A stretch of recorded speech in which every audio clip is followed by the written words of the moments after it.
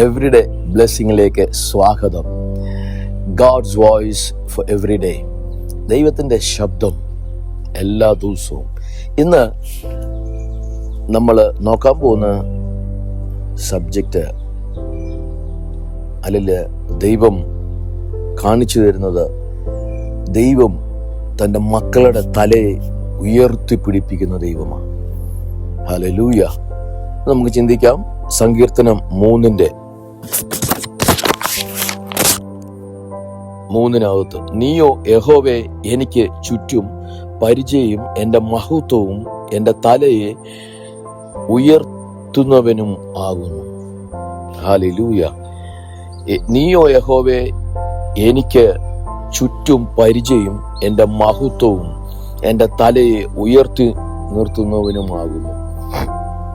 കർത്താവ് ഒരു വ്യക്തിയെ എഴുന്നേൽപ്പിച്ചാൽ, ഒരു കുടുംബത്തെ എഴുന്നേൽപ്പിച്ചാൽ, ഒരു കാരണവശാലും ആർക്കും ആ വ്യക്തിയെ താത്തു കളയാൻ പറ്റത്തില്ല.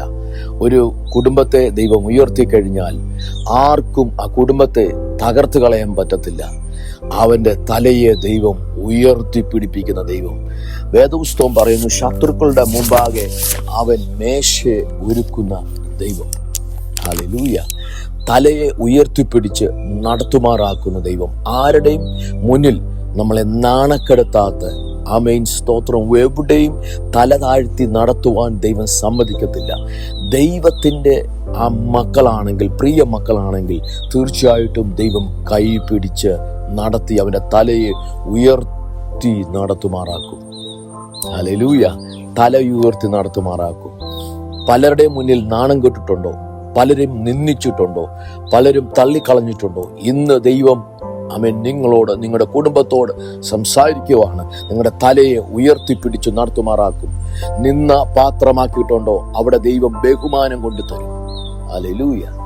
ഇന്ന് ദൈവസന്നിധിയിൽ ഏൽപ്പിച്ചു കൊടുത്ത് നമുക്ക് പ്രാർത്ഥിക്കാം.